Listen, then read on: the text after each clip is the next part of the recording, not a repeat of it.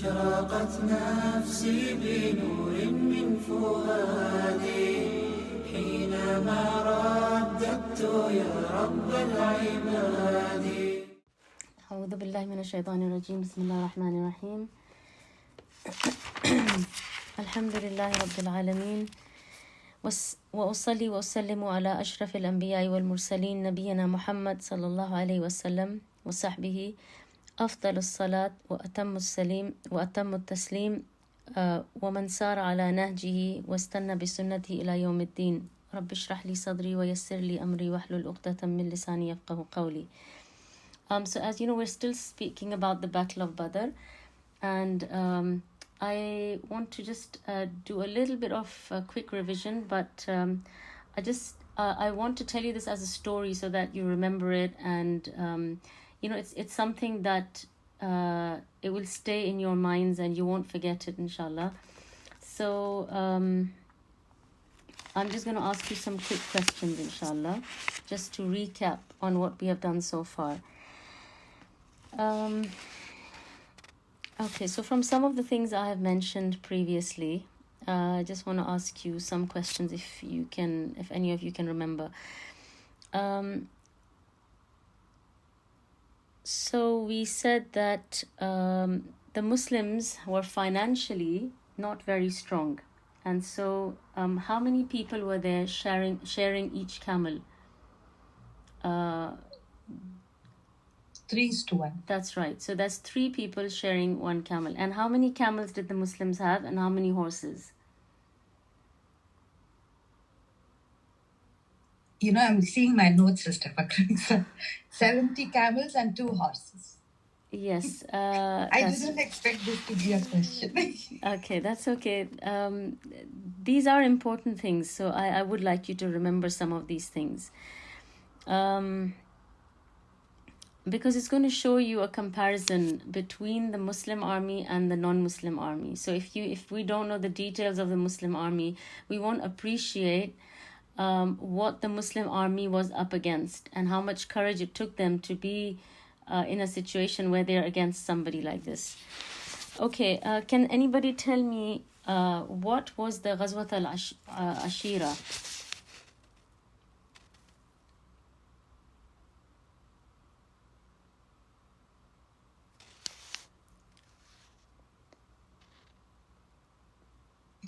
Should I say?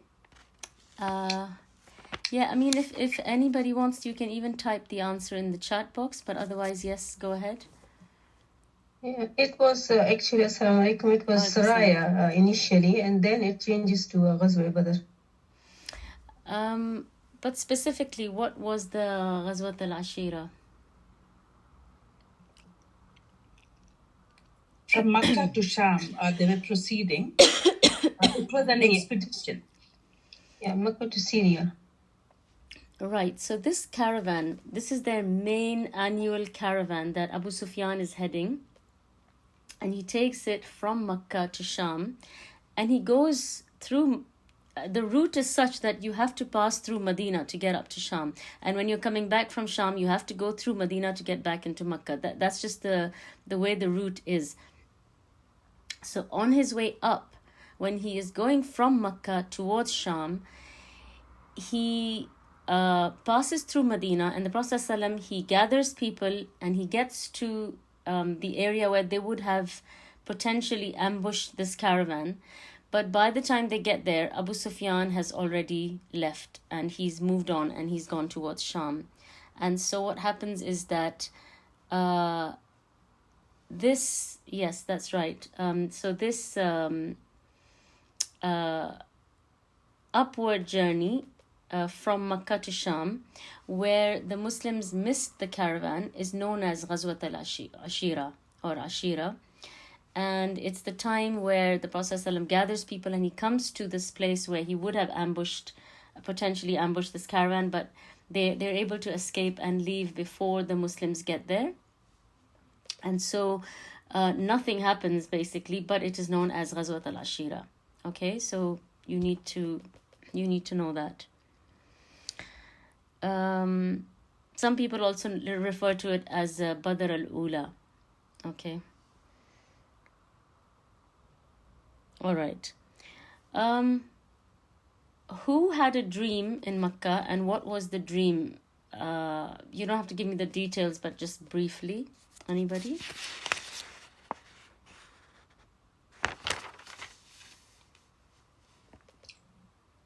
That's right. So somebody just answered. Atika, she's the one who has the dream, and Atika is the aunt of the Prophet ﷺ. Okay. And can anybody briefly tell me what the dream was?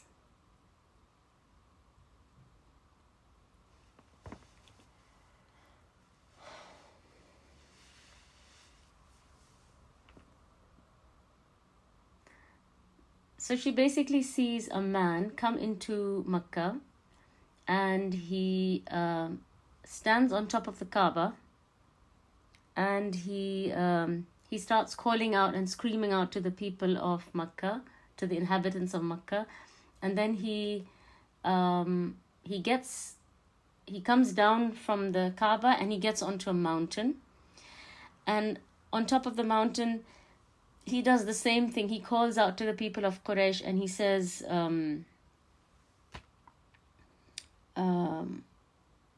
he gives them like a warning, and then he has a rock in his hand which he throws, and this rock goes to the base of the foot of the mountain, and there it explodes, and bits of the stone, they spread as the rock, this rock explodes, and they enter every household in Makkah. This was her dream. Okay. Who was Damdam ibn Amr al-Ghifari?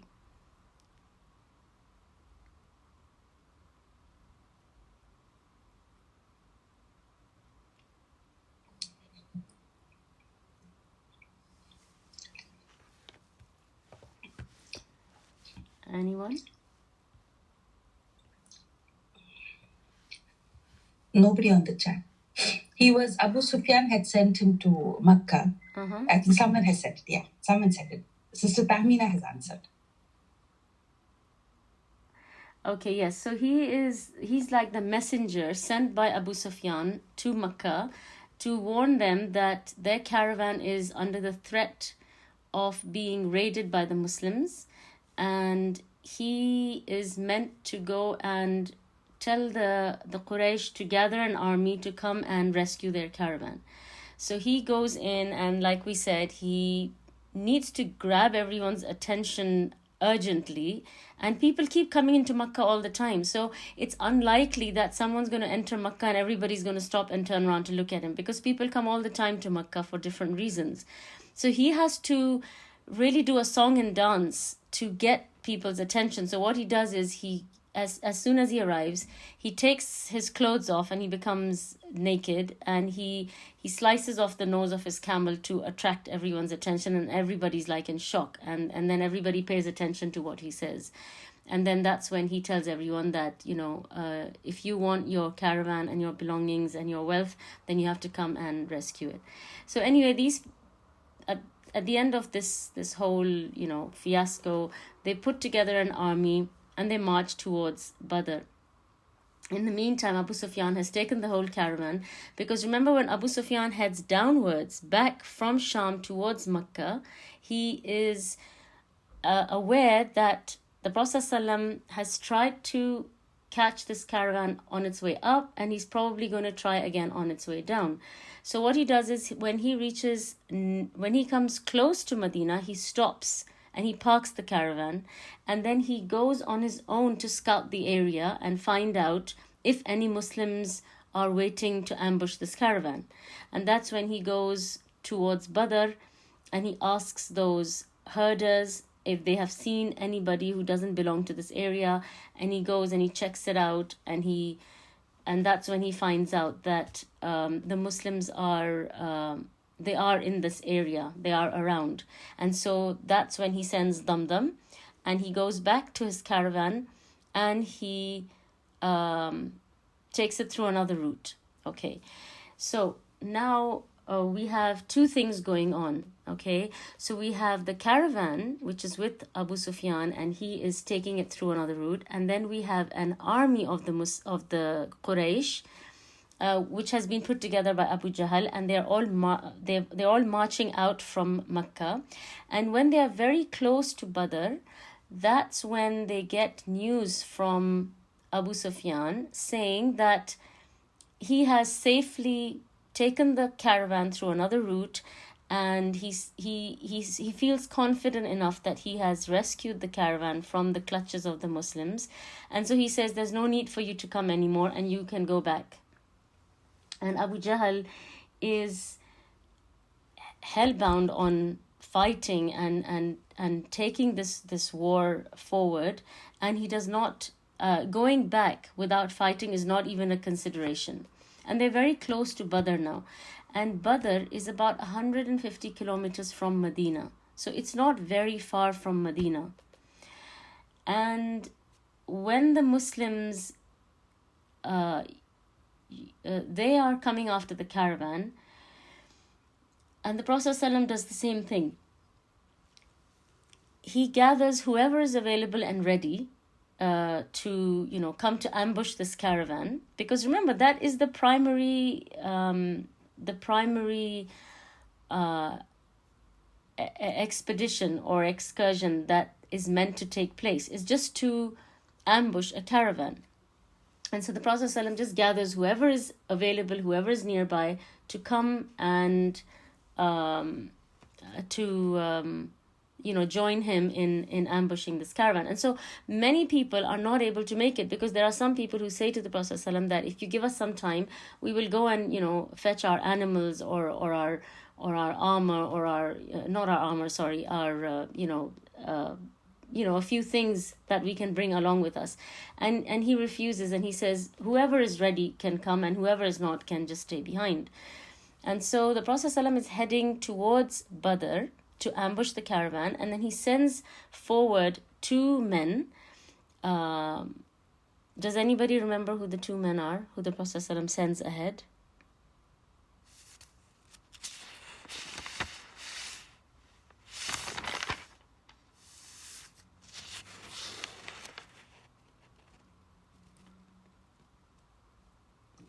Talha and Said, they have to go and keep a watch on the caravan. That's right, very good. So Talha and Said ibn Zayd, they are sent ahead, and they find out that the situation is not exactly how they are expecting it to be. And so it turns out that there is an army that has turned up as well. And so now the Prophet ﷺ has a number of challenges that are facing him. So he has a group of people who were coming to raid a caravan, and now all of a sudden they have to change this mindset, and they have to be prepared to fight a battle, which they have never done until today, right? All the saraya that we spoke about in the past, and all the ghazawat that we spoke about in the past, that the Prophet ﷺ has been trying to do to establish the presence of the Muslims in this area or in this society, they have all been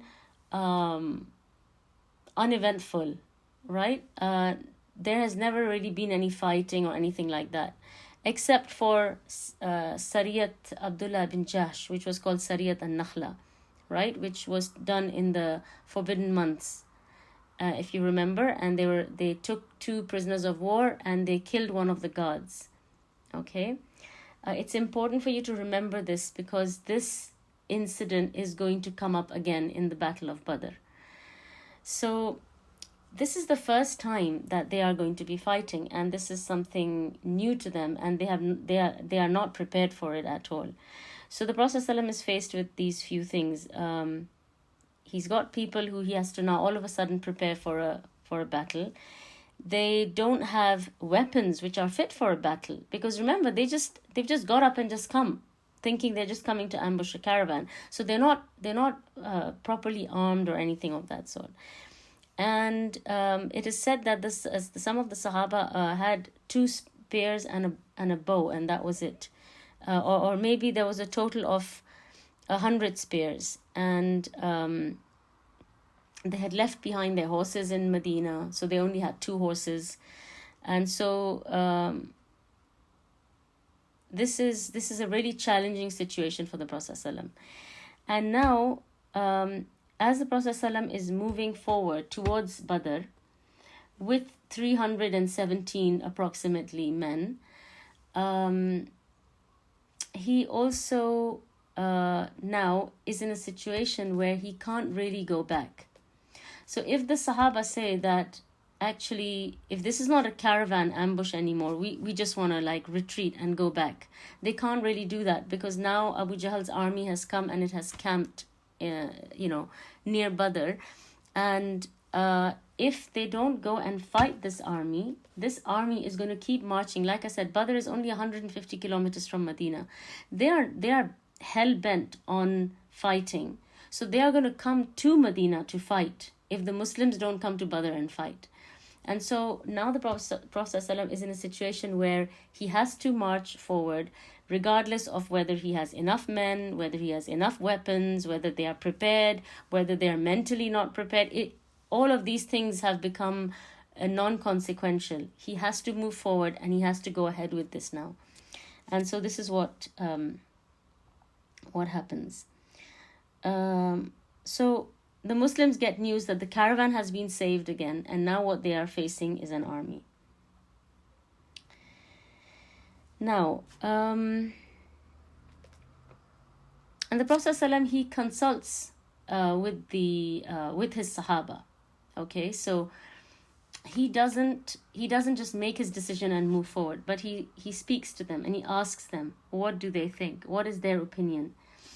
And so different Sahaba stand up to give their opinion, and the Prophet ﷺ, he keeps listening, but it's as if he is waiting to hear from someone specific.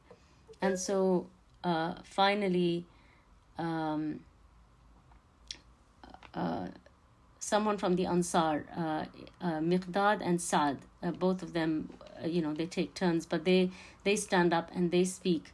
And I think it was Saad who says to the Prophet ﷺ that are you waiting to hear from us? Is that what you are waiting for, to hear from the Ansar? Because remember that when the Prophet ﷺ took the bay'ah from the Ansar, they promised to protect him in Medina. Now what is happening is that they are going to a battle which is taking place outside Medina. And so the Ansar are not bound to protect the Prophet ﷺ according to the contract, according to that bay'ah, because the agreement in the bay'ah was that they will protect him in Medina. Now they are outside Medina. And so like I told you previously, they reassure the Prophet ﷺ and they tell him that we are with you from beginning to the end. Even they said, even if you tell us to lead our horses into the water, into the sea, we will do that. We will do whatever you tell us to do, and we will do whatever it takes to protect you.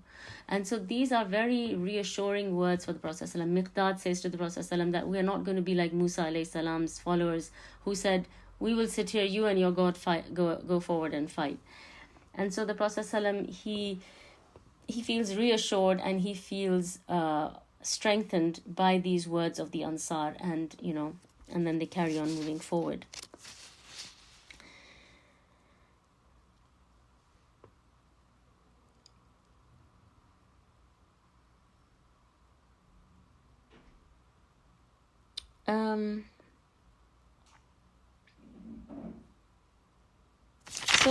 So they carry on, and they carry on marching towards the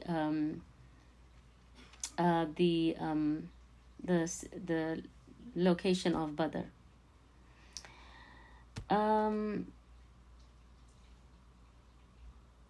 Now, the Prophet ﷺ did not have any idea about the number of the Quraysh who are coming, who are in this army, and neither did he know how well they are armed. And so if you remember, I mentioned to you, they meet an old man and they ask him where is the location of the Muslims and where is the location of the mushrikeen, and he asks them who they are, and they don't tell him. And then they get the information from him, and he gives them the exact information.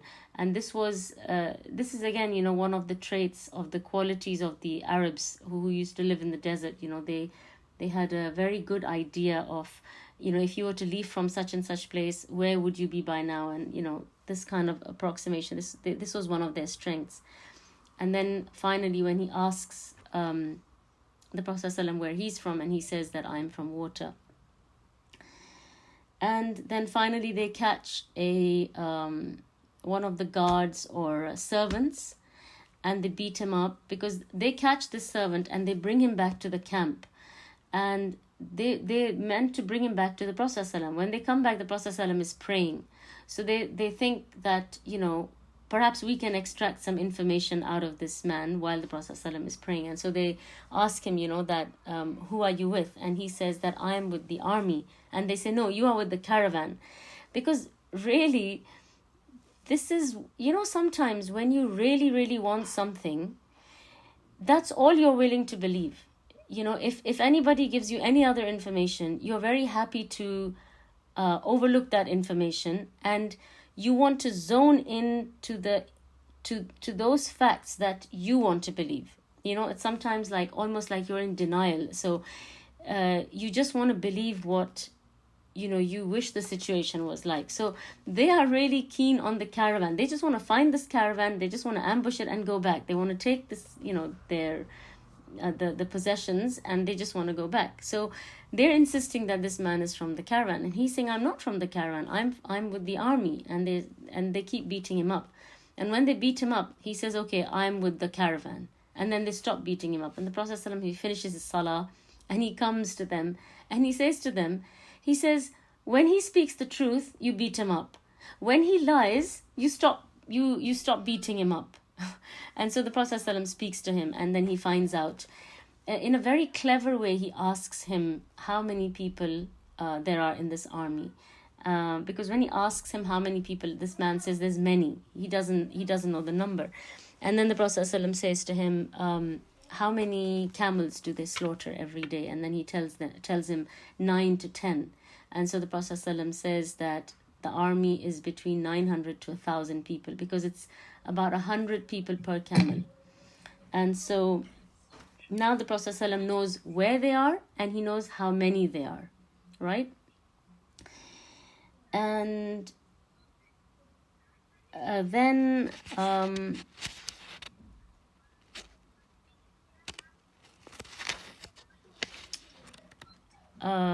they arrive. If you remember, last time we got up to the point where I told you about Habab ibn Mundhir. He approaches the Prophet ﷺ, because the Prophet ﷺ arrives at Badr, and he you could say he sort of like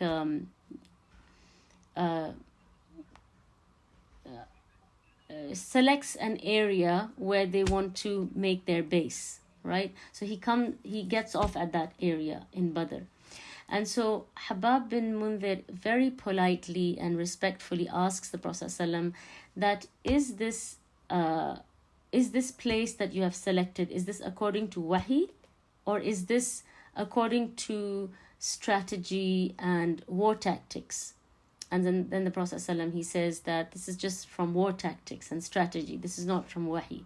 And then Habab ibn Mundhir, he says to the Prophet ﷺ that this is a very bad place to stop. And he suggests to the Prophet ﷺ, because in this location of Badr, there is one main well, which is the well of Badr. Okay? And this is a well-known well, and it is, you could say, the main well in this area. Around Badr, there are many, many little wells. So Habab bin Mundhir says to the Prophet ﷺ, water is a very essential thing for anyone, right? For both the armies. So he says, let's camp ahead of this well, okay, so that only they have access to the water in this well, all right? Because they're going to camp ahead of this well, in front of this well. And so this well, you could say, is going to be within their domain. And then he says that all the other small wells which are around Badr, let's block them off. And so they just like cover them up with, you know, rocks or stones or whatever, so that the water in those wells is also not accessible.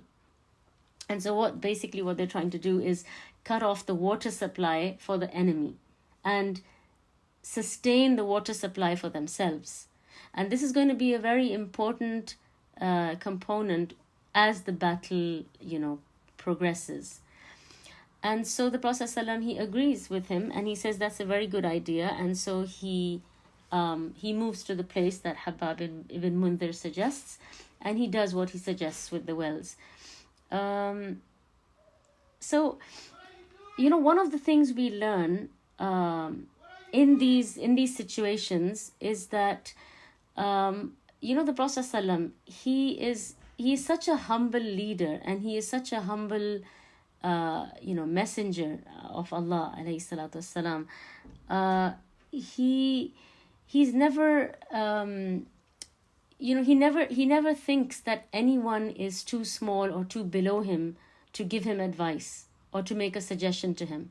You know, it's not like he says, who are you to, you know, make this suggestion to me? You know, I'm the messenger of Allah. You know, I speak to Jibreel, and I have you know, communication with Allah. You know, who do you think you are telling me where I should stop and what I should do? So you know, he very in a very noble and leader-like manner, he takes the advice given by the people who are around him.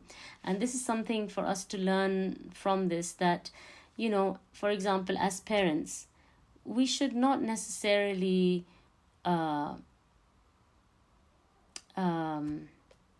reject you know, something that we can learn, for example, from our children.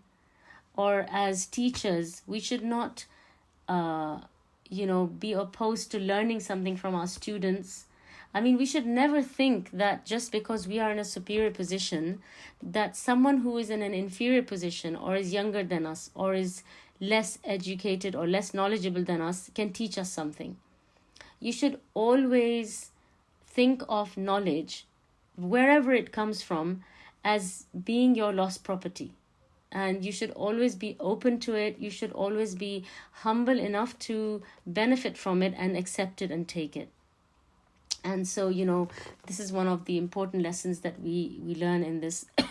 The Prophet ﷺ, he always consults the Sahaba around him, and he accepts you know, their suggestions and their advice that they share with him. So now this is how they prepare that area. So they camp in front of it, they block off the other wells, and now the kuffar start approaching the area of Badr as well. And there's about 1,300 of them, and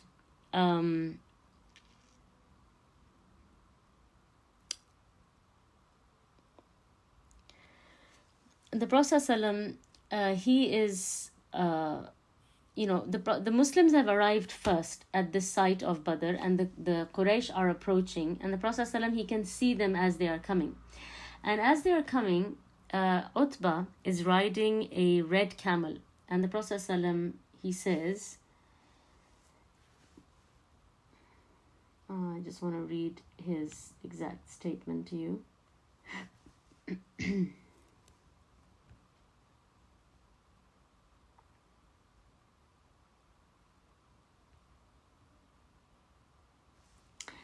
He said, if there is any good in any of them, it will be with the man on the red camel. If they obey him, they will take the right way. This is what the Prophet ﷺ says as he sees them coming down. And the Prophet ﷺ is referring to Utbah bin Rabi'ah. And we will see why, you know, I mean, there's so much wisdom in what the Prophet ﷺ says. And he doesn't know what is going to happen, but there are some incidents that are going to take place, and you will see why the statement of the Prophet ﷺ is 100% accurate. So he says, if there is any good in any of them, it will be with the man on the red camel. If they obey him, they will take the right way. And this is what he says as he sees them coming. Now, before I talk about the kuffar and what is going on amongst them, because there's a lot of stuff that is going on amongst them that is important for us to understand and learn, because we have talked about the challenges that the Muslims are facing, right? Few in number, poorly equipped, mentally not even prepared for something like this. They are, keen on the caravan and not so keen on the fighting and the army. But Allah subhanahu wa ta'ala has destined for this to be the battle between Iman and Kufr. This is going to be the day of Furqan. This is going to be the distinguishing, expedition. And this is what Allah has decreed and determined, and this is what will happen. Anyway, so Sa'ad ibn Abi Waqqas, Sa'ad ibn Mu'adh, he makes a suggestion to the Prophet ﷺ, and he says to him that let us build you a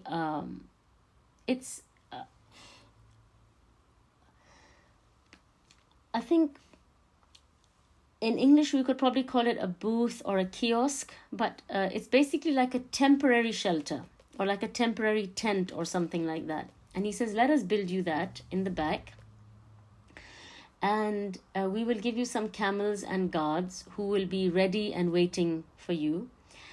And that's amazing, mashallah. And he says that if the Muslims win, then that is what was desired anyway. But if the Muslims are defeated, then he suggests to the Prophet ﷺ that you can go back to Medina and, you can go back to the Muslims who have been left behind in Medina, and you can continue fighting with them, as in, you can continue your battles with the people who are still, Muslims in Medina, in Habasha. And these are all people who love you as much as we love you. And, you can continue to carry on your mission. And of course, Sa'ad ibn Mu'adh, he knew that a lot of the Aus had been left behind. They were not able to come because their homes and their animals were further away from where the Prophet ﷺ was leaving. So they couldn't join this army. And so the Prophet ﷺ, he thanks Sa'ad and he accepts this suggestion. And this booth is constructed for the Prophet ﷺ. And that is where he sits. And Abu Bakr radiallahu anhu is appointed as his bodyguard. So he stays with the Prophet ﷺ. And as soon as this booth is constructed and it is ready, the Prophet ﷺ sits down and he makes dua. And he starts to make dua.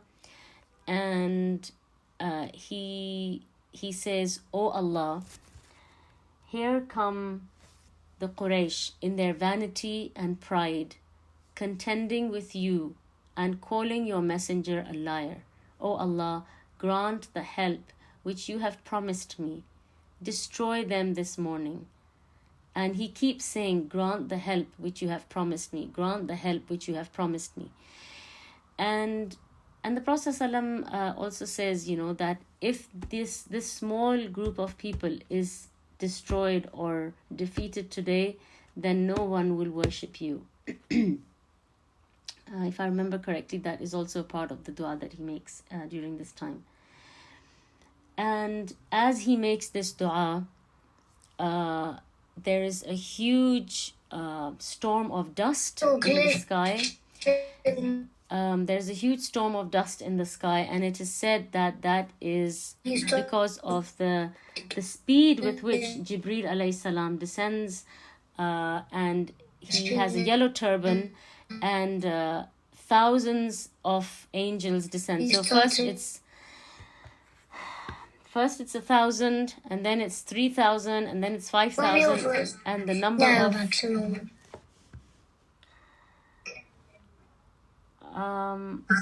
girls, can you say your voice is I don't know, they're being disturbed. Can you please be quiet while you're talking? I'm sorry, this is Ibrahim.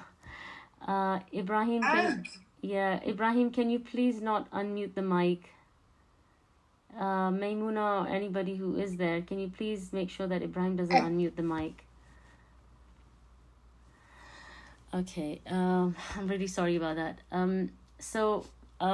As the Prophet ﷺ is making this dua, there is a gust of wind or like a gust of smoke in the sky, and it is said it is from the speed at which Jibreel alayhi salam descends, and he's wearing a yellow turban, and then the angels start descending, first 1,000, then 3,000, then 5,000, and there are so many angels who continuously keep descending, that it is something that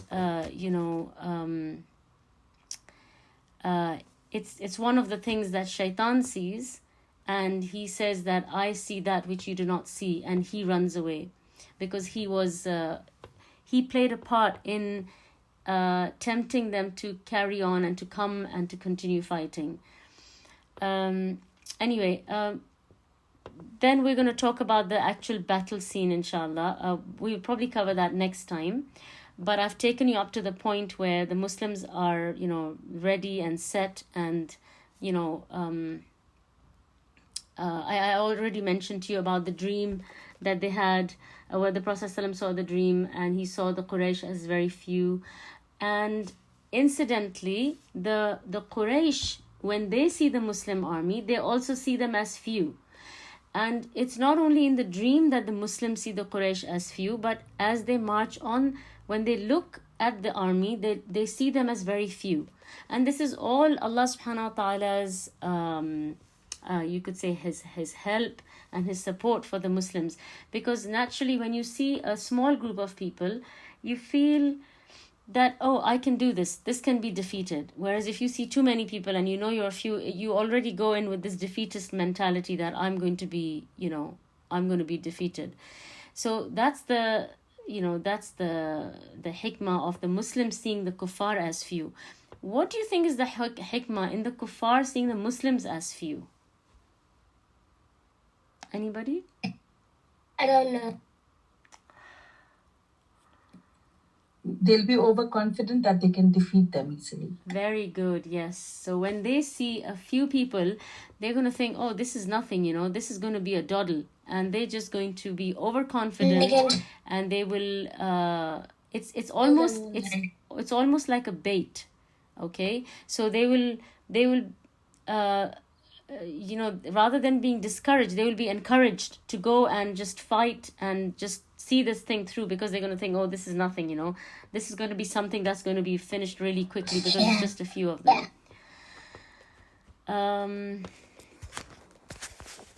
Sorry, just give me a second. I am going to...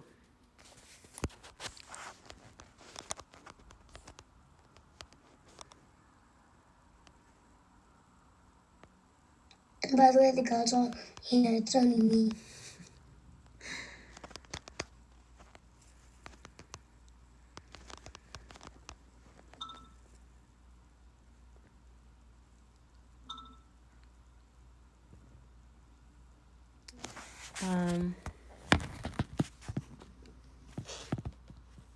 Okay, so that's what's happening on the and I if you remember, I told you the Prophet ﷺ had this dream where he saw the kuffar as few, and then there is the rain that comes down, and they go into deep sleep, and they're very relaxed and well rested before the battle.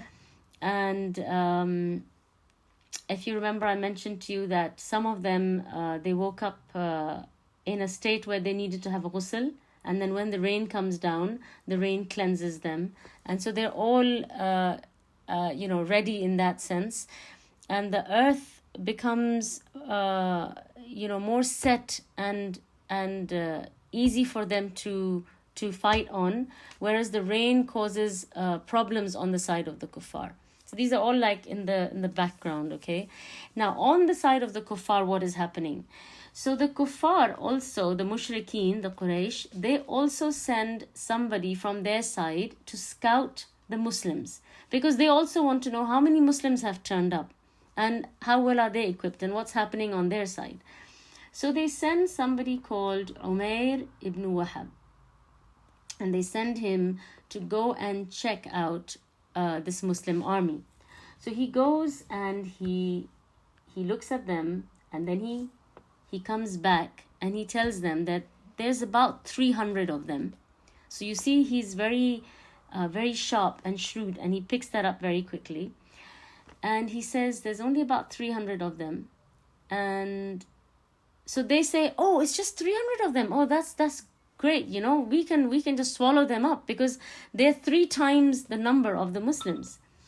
But he says to them,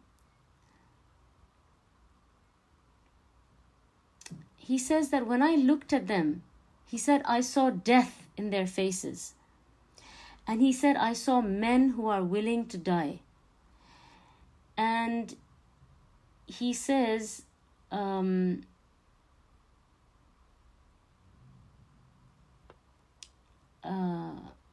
he says, O Quraysh, what I saw was camels bearing deaths. These are people whose only aid and refuge are their swords. I swear, I don't foresee any of them being killed before he kills one of you. And if they kill of you a like number as their own, what good will it be to live after that? Consider carefully. So he's saying, I've scouted the area, I've checked them out. They have death in their face. It's like they are chasing death. So there's no way they're going to spare any of you. And he's basically telling them that, okay, maybe you will kill all of them, but none of them is going to be killed until they kill at least one of you. So for every one of them who you're going to kill, they are going to kill at least one of you, if not more. And so he's saying that, is it worth losing 300 of your people? So, you know, he's giving them a very honest and clear picture that, yeah, they are few, but they look like they're determined. They look like they know exactly why they're here and what they're here for. And so there's somebody called Hakim ibn Hizam. He goes to Utbah bin Rabi'ah, who's one of the leaders, one of the noblemen, or, you know, the top people amongst the Quraysh. And he says to him, O Utbah, shall I suggest something? If you do it, you will carry the honor of this day until the end of time. So Utbah asks him, what do you want to say, Hakim? Hakim says, you withdraw this force back to Mecca. You take care of the blood of your ally, Hadrami. Does anybody know who Hadrami is and why we're talking about the blood money of Hadrami now? Because this is something that has become an issue in this battle. One of the reasons they are going ahead with this battle is to avenge the death of Hadrami. Who is Hadrami? I think who was killed in the Seerah al-Nakhl. Excellent, yes. He's one of the guards who was killed during the Sariyat al-Nakhla.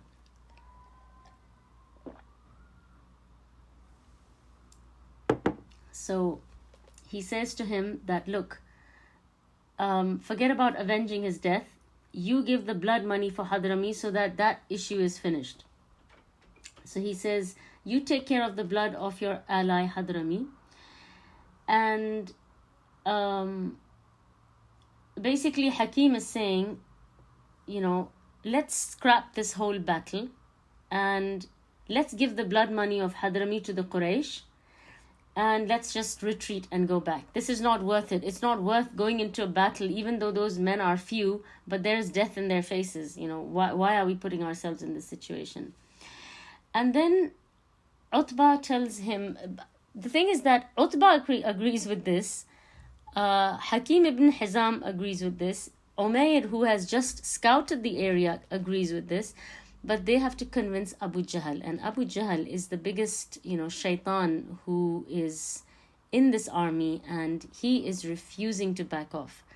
And I don't know if you already know or you don't know, but this is the battle where Abu Jahl is killed, and so is Utbah, and so is Umayyah. Okay, so now Utbah tells Hakim ibn Hizam, he says, why don't you go and tell this to Abu Jahl? Hakim says, I'm a nobody. I'm not a leader. I'm not in a high position. So I don't really have the place to go and, convey this to Abu Jahl. But, he encourages him. He says that, you are one of the leaders. You can go and speak to him and convey this to him. So Utbah goes and he stands up and he says, "Oh Quraysh." So he just speaks in general, before he approaches Abu Jahl individually. He stands up and he says, "O Quraysh, by fighting Muhammad's companions, you will accomplish nothing. If you do attack him, each of you will always be looking at others who will always dislike looking back at you." I will explain what he's trying to say here. "You will be known to have killed their cousin or a member of their tribe. Go home and leave Muhammad up to the other Arabs. If they kill him, that will be accomplishing your aims. And if otherwise, he will find you not to have been exposed to the risk of what you now plan."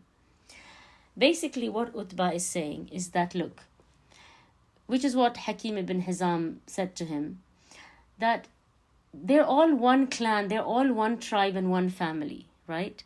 So when they fight the Muslims, they are actually fighting members of their own family. So he's saying that if you kill somebody on the side of the Muslims, you will go back and somebody back home is going to hate you for having killed one of their relatives in this battle. So he's saying that, why are we fighting amongst each other? Because that's basically what's happening. It's all one group of people and they're just fighting with each other. And so he's saying that this is a lose-lose, even if you kill one of them, you've actually killed one of your own. And then he's saying that leave him to the Arabs. So he's saying, let the Arabs deal with him, kill him, take revenge from him. And he says, if the Arabs succeed in killing him, then we would have achieved our objective. Our objective was to get rid of him, and we would have got rid of him without even lifting a finger.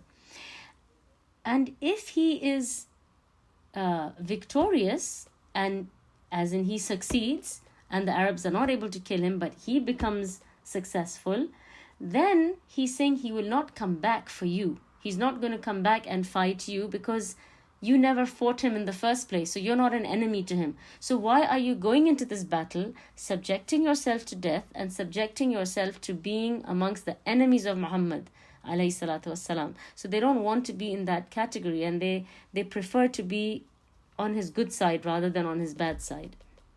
So this is basically what, he stands up and he says to the Quraysh.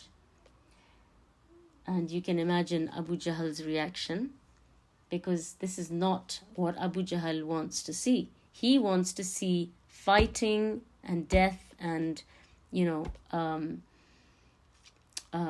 attacking the Muslims. And Abu Jahl, he gets up and he says, that basically your lungs are filled with fear and cowardice. And he has his sword in his hand, and there's a horse standing next to him. And he just smacks the horse with this sword, and he cuts the horse into half. And the horse just, collapses and dies, of course. And then one of the men who is sitting in the gathering, he says that this is a bad omen. We see this as a bad omen where, before the battle has even started, we've lost a horse. Anyway, Abu Jahl is, of course, very angry, and he's trying to incite the people to fight. The last thing he wants is for people to agree to this very reasonable argument and to go back. That he doesn't want reason. He's very emotional right now. And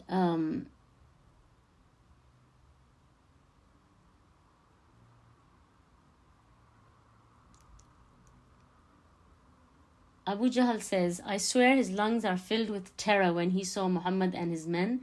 By Allah, we will not return until Allah decides the issue between us and Muhammad. Utbah is not sincere in what he says. He sees Muhammad and his men as fodder for camels, awaiting slaughter, and his own son is there among them. He is scaring you for his own sake. So Abu Jahl is basically saying that don't listen to Utbah. He's just thinking about himself. He has selfish motives. He's not thinking about our success or our victory. And he's saying that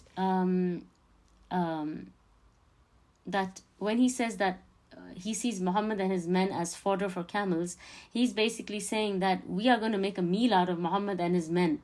And so Utbah doesn't want any harm to come to his son who is on that side.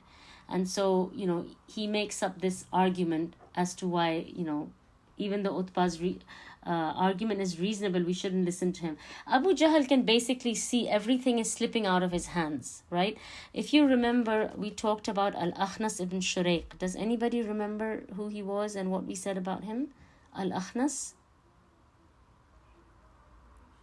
I think I did mention him last time. I'm not 100. This person had opposed Abu Jahl and they had left the tribe. I mean, he was Banu, some tribe, and he had left Zahra. Yes, very good. So they were from the Banu az-Zahra, and he said that I don't agree with this, with the reasons that you have for carrying on with this battle, because the main thing was to rescue the caravan. So they are saying that if the caravan has been rescued, our possessions are safe. Why are we putting ourselves in this situation? Why are we going out of our way to lose lives, right?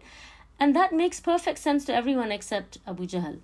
And so Al-Akhnas ibn Shuraiq takes 300 of his men and they leave. And the Banu Zahra are the ones, who have already left. And so, and now Utbah is standing up and saying that, look, we really don't need to be doing this. So Abu Jahl can see that the situation is slipping out of his hands, and slowly, this army is going to start shrinking, and the people who are ready to fight are going to disappear, and this fight is never going to happen, and he doesn't want that. So he needs to urgently commence the battle. He needs to urgently start the fighting, and he needs to incite them enough to do it. So he goes to he goes to the brother of Amr bin Hadrami. Again, Amr bin Hadrami is the guard who was killed. So he goes to his brother and he says to him, he goes,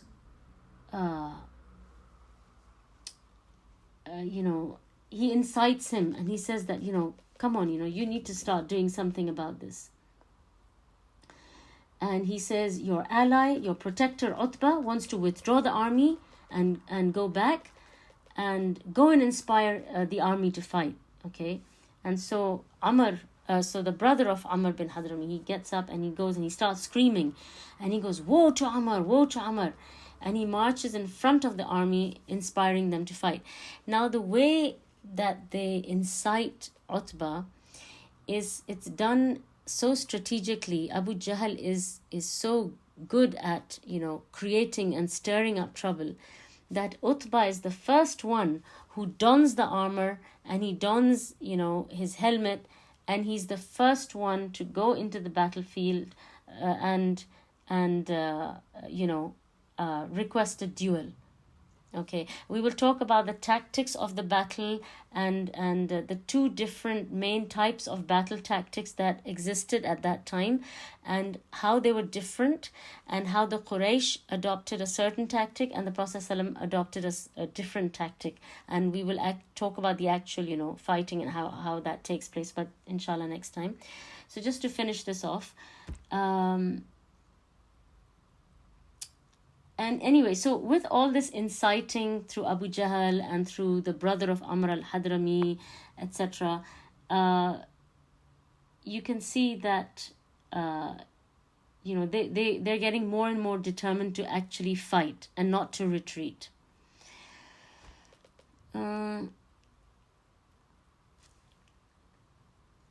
Okay, so like I said, Utbah becomes one of the first people who stands up and he wants to go and, start this fight. Now, remember when I told you, when I was talking about the Muslims, and I was telling you that the Prophet ﷺ, he's standing and he's watching the army of the mushrikeen come down towards Badr, and he points out and he says, talks about the man on the red camel, and he says that if they listen to him, they will be successful. So this man on the red camel was Utbah, okay? And you can see that Utbah makes a very reasonable and logical suggestion, right? And he says that, look, we should all retreat. We don't need to go ahead with this. The caravan is safe, and, you know, we should just go back. So he makes a very reasonable suggestion. And that's what the Prophet ﷺ said as well, you know, without knowing what is going on in their camp. He says that, you know, if they were to listen to him, they would be successful. Just one of the points that you can draw from this is that even amongst the disbelievers and even amongst those people who are astray, you will always find one or two voices of reason, voices of good, of khair, of wanting good for other people. However, remember that these voices are, they only reach within their own circle. So if it's something that only affects the kuffar, they will benefit, they will use their voice of reason to benefit each other within their circle. But when it comes to the Muslims, then the standards change, and then these voices of reason are, you know, shoved away, and it's only the unreasonable, racist, or, you know, destructive voices which take root. So this is just something, you know, like a side point, but important to extract lessons, these lessons from the story. So what we see is that you have the voices of reason. Okay, so we had Hakim ibn Hizam, we had Utbah, we had Al-Akhnas ibn Shuraiq. These are all people who are on the side of the enemy, but they're trying to be reasonable. They're trying to, you know, be sensible about this and not emotional about it. But like I said, you know, that this only works within their own circle. But when it comes to the Muslims, their standards change. Okay. Now, as we mentioned, so this is what is going on the side of the disbelievers. So they're having this back and forth, you know, they're trying to push back on this battle and proceeding with it, but they're not allowed to, because Abu Jahl's, you know, like I said, you know, his evil is so strong, and it is so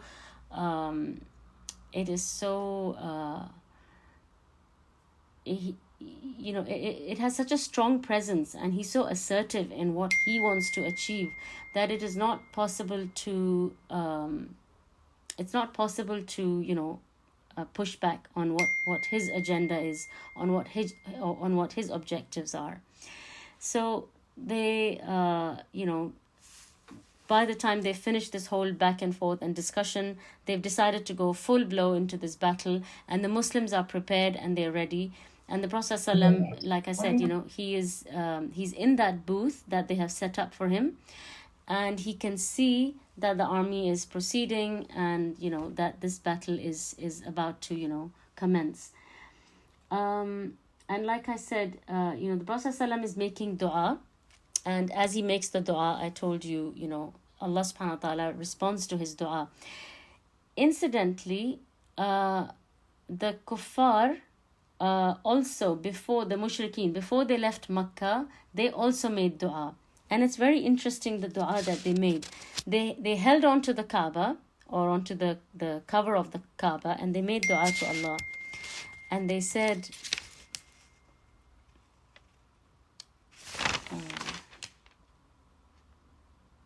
yes, they said, Allah, oh Allah, help the most guided of the two parties, the greatest of the two armies, the most honorable of the two groups, and the ones following the better of the two faiths.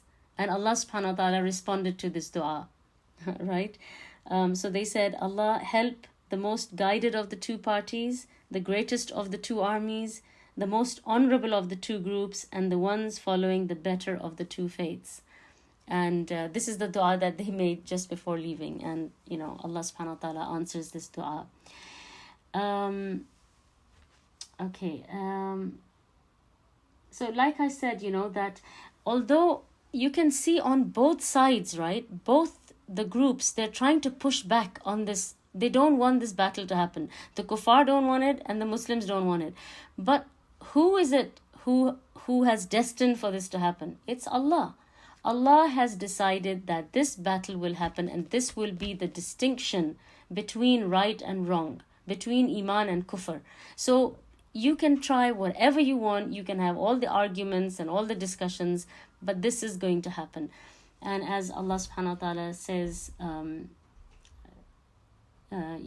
this verse in Surah Al-Anfal, بعد أعوذ بالله من الشيطان الرجيم وإذ يريكموهم إذ التقيتم في أعينكم قليلا ويقللكم في أعينهم ليقضي الله أمرا كان مفعولا وإلى الله ترجع الأمور. And remember when he showed them to you, when you met as few in your eyes, and he made you appear as few in their eyes, so that Allah might accomplish a matter already destined, and to Allah are all matters returned.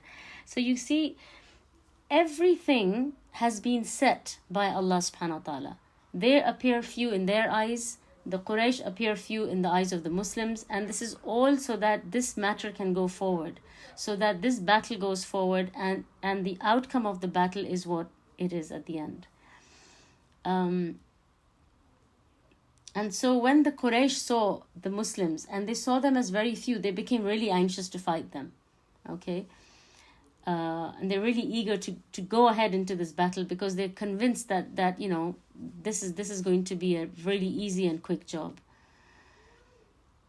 And so obviously, when you have this, like I said, it's almost like a bait. And when you have this idea that, oh, this is really easy, there's just a few people, it's natural you will be overconfident and you will be careless, because you're not going to put in that much care and effort, because now you're thinking, oh, this is really easy. All right. And then more things can go wrong. Okay, so I'm just going to briefly mention the tactics that are used, and then we'll talk in more detail, inshallah, next time. But basically, there are two main types of tactics used in battle, and I'm talking about battle form. So there's something called al-kuru wal-fur. And al-kuru wal-fur is basically the strategy that the Quraysh would use, and it's a tactic that was used by the Quraysh, by the Arabs, and basically what it means is to attack and withdraw, and it's basically like a repeated pattern where you attack and withdraw, and it can be a very disorganized way to actually attack, because you attack and then you withdraw, and you attack and you withdraw. So it's a very like back and forth kind of way to do it. Whereas the Prophet ﷺ, he employed a different strategy in fighting, which is called zahf. And in zahf, it's basically like you could say Allah subhanahu wa ta'ala instructed them to fight in sufuf, in ranks, right? And where Allah says, إِنَّ اللَّهَ يُحِبُّ الَّذِينَ يُقَاتِلُونَ فِي سَبِيلِهِ صَفًّا كَأَنَّهُمْ بُنْيَانٌ مَرْصُوصٌ. So Allah says, indeed, Allah loves those who fight in His cause in a row as though they are a single structure joined firmly. And so the Prophet ﷺ, he would employ this method of ranks, where he would line up the army in 1, 2, 3, 4 ranks, and they're armed with different things. So you could say that the first rank is armed with lances, and then you have the rank behind them who have the arrows, and then you have archers with fire behind them. And so, you have different ranks with different weaponry, and they will all attack at different times according to, the plan or the strategy in that particular battle. So it's a very different battle form compared to the battle form that the Arabs are using. And this battle form called Zahf that the Prophet ﷺ used to use is also the form that the Romans and the Persians used to use. And this is a method that gives the leader better control over the army rather than just attacking in a disorganized manner where you attack and withdraw. That's a bit disorganized. This method, it gives the leader more control, and he's able to see what's happening, how it's progressing, and they're able to you could say like protect and support each other better this way, because the rank right in the front will do a certain action, and the rank at the back can help them and support them and reinforce them, and so it's a much more effective way of fighting in the battle. And this is how the Prophet ﷺ fought the majority of his battles. He used this strategy or this battle form in most of his battles rather than just attacking and withdrawing. And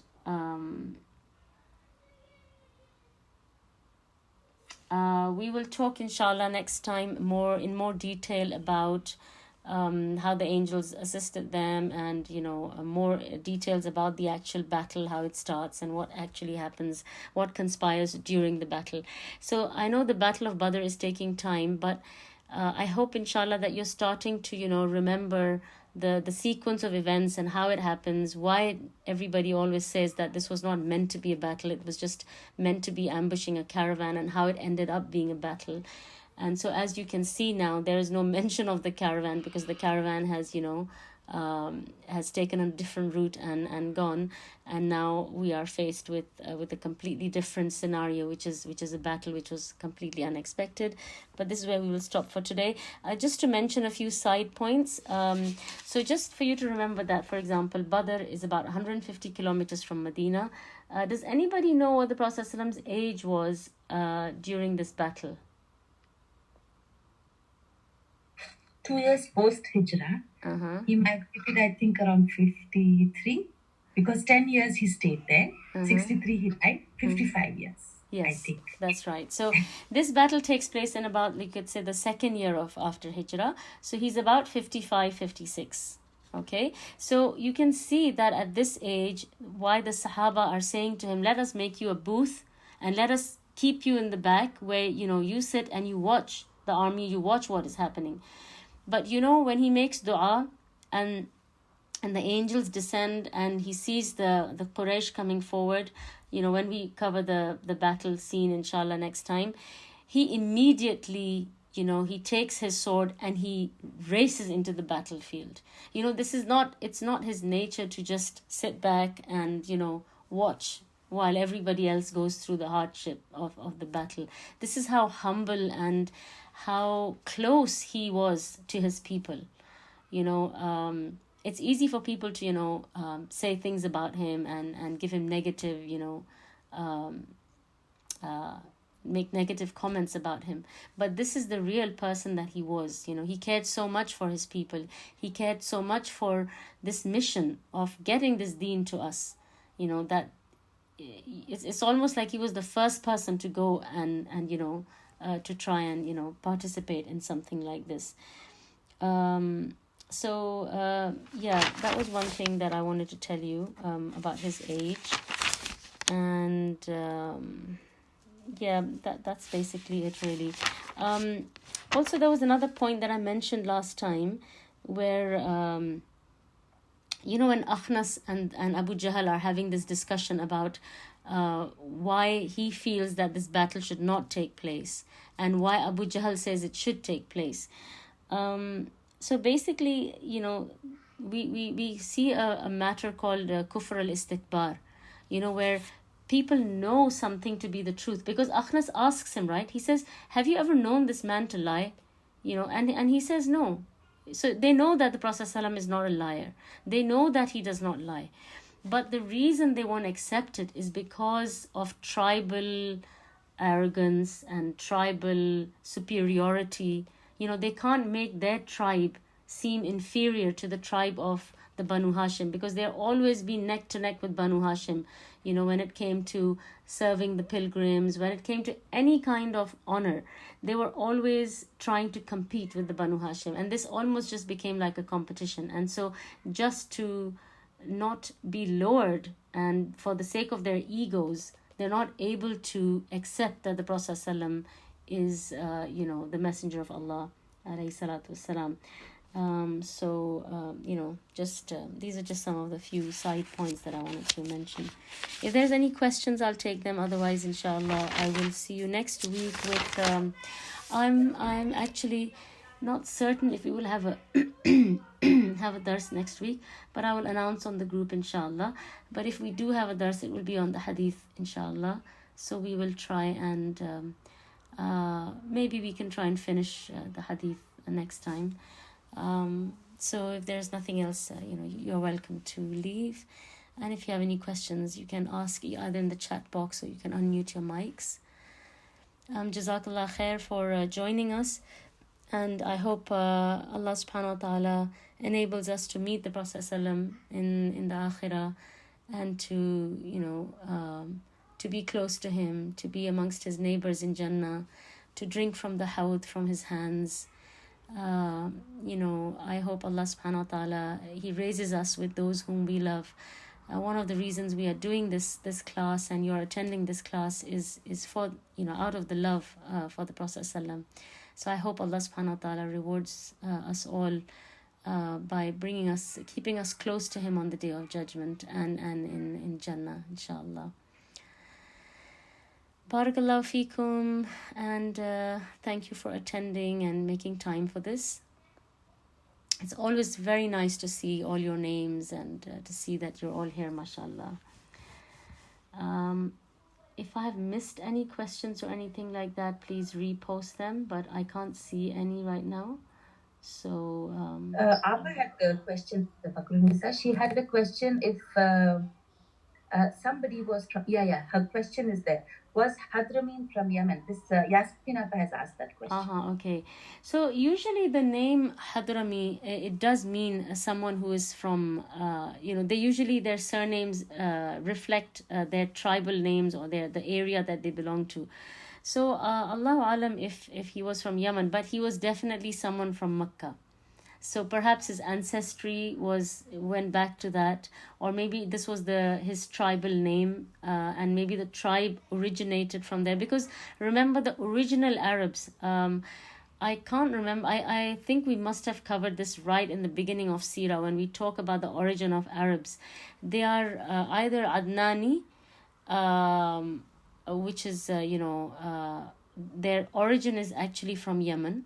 So the original Arabs are actually from Yemen, and the other group of Arabs are from Ismail alayhi salam. Qahtani, yes, Qahtani. These are the two origins. So one of the sources, you could say, really, of the Arabs is Yemen. So perhaps this is like a tribal name coming from there.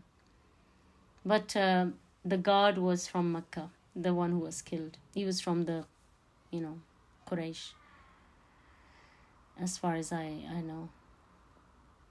Barakallahu feekum.